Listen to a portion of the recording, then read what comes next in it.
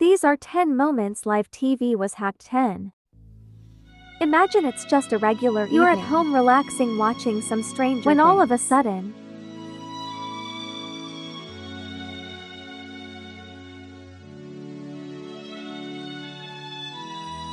oh Jesus.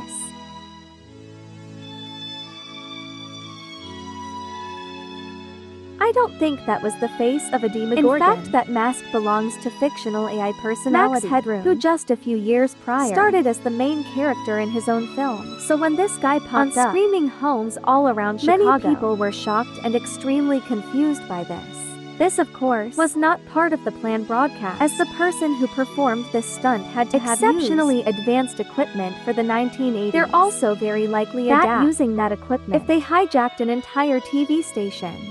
I mean, these guys could have broadcast literally anything to the world, but this is what they chose to give us. Oh, that was pretty odd. What's even more is that these people behind the never came close to being caught, and not even a single lead was found. Number 9. Speaking of unsolved mysteries, I wish we could get some insight as to who performed this next broadcasting heist. I only say that because, similarly to the famous time traveler, this message was like, literally out of this world. We're talking about the Vrillon takeover of 1977. It took place on November 26th, and it was a really weird incident because it had viewers witness what appeared to be a message from an alien race, fusion of all captured prisoners of war.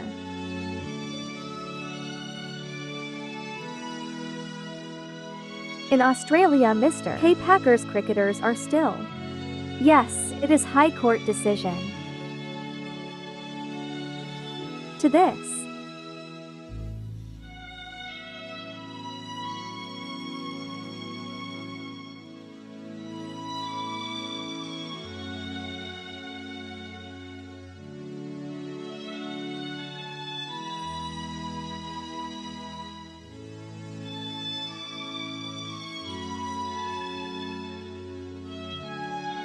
What follows? This is an ominous warning about our distant future and what we need to do to prevent destruction. All of what this presumed alien was saying sounded similar to the ideals of a new world order, which led most skeptics to believe that this was just a big chance. I mean, if it's not already obvious, we're not exactly being subject to the wills of our cosmic overlords, so it was obviously proven to be a hoax. The incident itself, however, was very real and did freak out loads of viewers, while receiving plenty of publicity around the globe. In all fairness to the people imagine here, you're at home enjoying your favorite show, when it's suddenly interrupted by what seems to be extraterrestrial life, predicting our doomsday. Yeah, probably smash my face into a good book. To avoid hearing anything else from these beings. Number 8. We've all had emergency alerts go off at some time or another. They typically interrupt whatever we're watching before letting us get back to our favorite show. But if you heard this from your TV, I'm sure you'd be a little too panicked to just continue watching.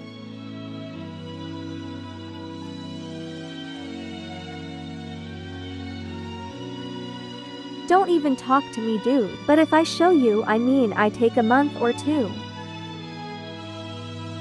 This message was presented as a legitimate alert, which made it feel all too real for the people watching. Steve Wilkos at the time. Imagine how much worse this would have been if they were watching the latest episode of The Walking Dead. While it would have crazy to have a real zombies apocalypse, it should be apparent that no such incident could occur. Regardless of its legitimacy, this being aired spooked tons of people into calling the TV station that the alert was played on. All of them were asking the network what to do in this doomsday scenario. But the channel later responded with a general statement saying that the messages didn't in fact come from them, but rather an unknown source. To this day, there has been no sign of anybody who sent out this fake alert, and no real reason given as to why it was even broadcast. It was probably just some well-orchestrated meant to scare a few people and get some buzz. I may not have seen it live myself, but if I did, I'd be looking around for the nearest mystery box to spin for a ray gun number 7. While the zombie apocalypse might be among the scarier fictional judgment days, perhaps what's even more terrifying is the thought of a realistic doomsday. That potential reality was brought to Czech television screens in 2007 when a group of artists snuck what appeared to be an atomic bomb going off into a national broadcast. Can you imagine how terrifying to see something like this? Surprisingly, for the Czech people, this was viewed as nothing more than pure entertainment. I mean, most of them were interested in how the artist did it and found it quite amusing how easy it was to break it into a live telecast. Here's the thing about hijacking TV. There are a lot of consequences that come with it. The group of artists involved were arrested with charges of scaremongering and faced a hefty fine, along with some jail time. Now they were eventually acquitted, and even praised by their fellow countrymen. I mean, I bet they had an absolute blast taking over TV. And I'm sure they didn't regret it in the slightest. 6 already on this list. We've seen some elaborate pranks performed by these hackers, but not every hijack broadcast is done in the name of comedy. To put it bluntly, this incident happened as a means of protesting the extortionate rates that HBO has been charging its satellite customers. The message stayed up on screen roughly 4.5 minutes before. Technician was able to regain control of the satellite, but for that entire time, the eastern half of the United States was subjected to this slanderous message about their television provider. And boy, let me tell you, HBO was not happy in the slightest.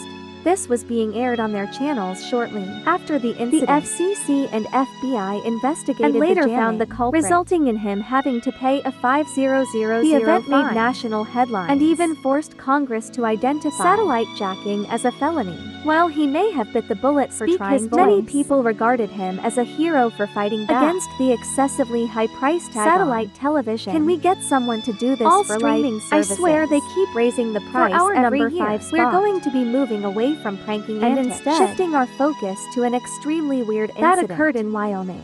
Taking place in 2006, the strange takeover frightened thousands of viewers. The video displayed models of human faces that were accompanied by messages such as, "You will see such pretty things," and "Why do you hate?" amongst many others. That played in the background of these messages were super creepy music that also contained a really high pitch frequency. Extended exposure to the contents of the video caused some viewers to suffer vomiting headaches, even caused hallucinations. So yeah, with that in mind, I'm gonna try to keep the clips we showed to a minimum. But you really need to see it if you believe the creepiness of this 2008 general election. Republican president.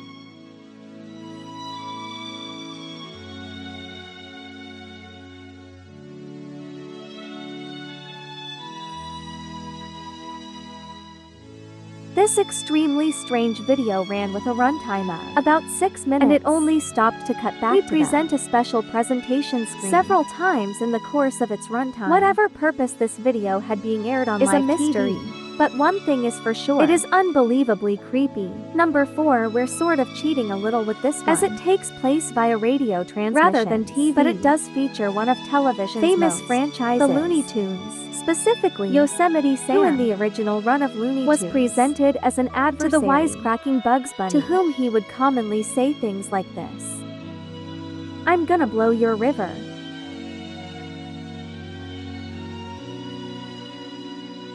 I'm gonna blow your ass."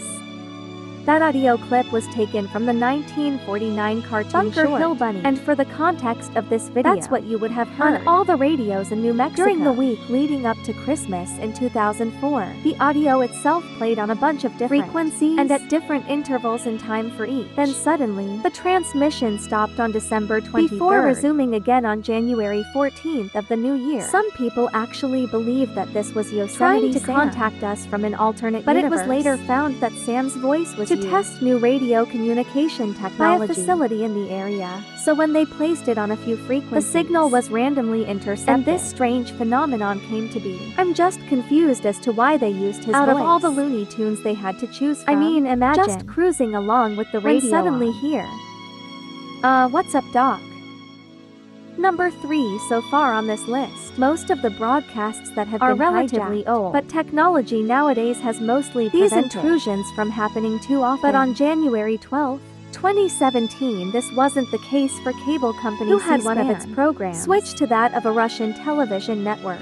For context, it just cuts to this random Russian broadcast with zero explanation as to why. The assumed reason was that it was like a technical error on the side of the C-SPAN, but speculators thought that this definitely was something else. Many people thought this was Russia's way of interfering in American politics, and that the hack was intended to show the weakness of the US Democratic's procedures.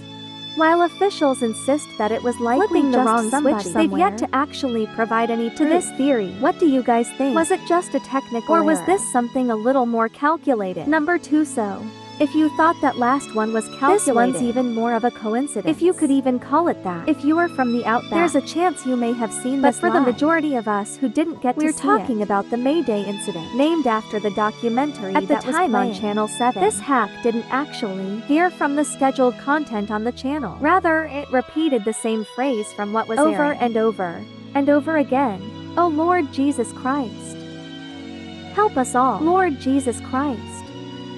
Help us all. Lord Jesus Christ.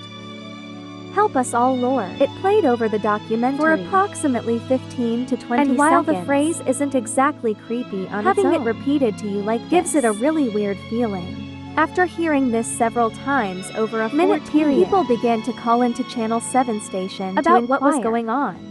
After asking what happened, they were only told it was a technical glitch with the audio, with the context of the audio being a phrase like that, led to some to believe that it may have been intentional. Those speculators believe it to be a subliminal message put into the programming by a TV pirate. Regardless, this intrusion to people's programming left plenty of them unsettled by the oddness of it all. Out of all the entries on this list, our number 1 spot might be the strangest hack broadcast in history, taking place on Wedding Central, a channel known for making shows those who are looking to plan out their own wedding. The network was the last place anyone would ever expect to see hacked. Wedding Central was airing another episode their series, Bridezillas, when suddenly this interrupted the broadcast. Just heads up, it gets really loud. My wedding dress, not fitting. Alright, y'all better be ready. I see.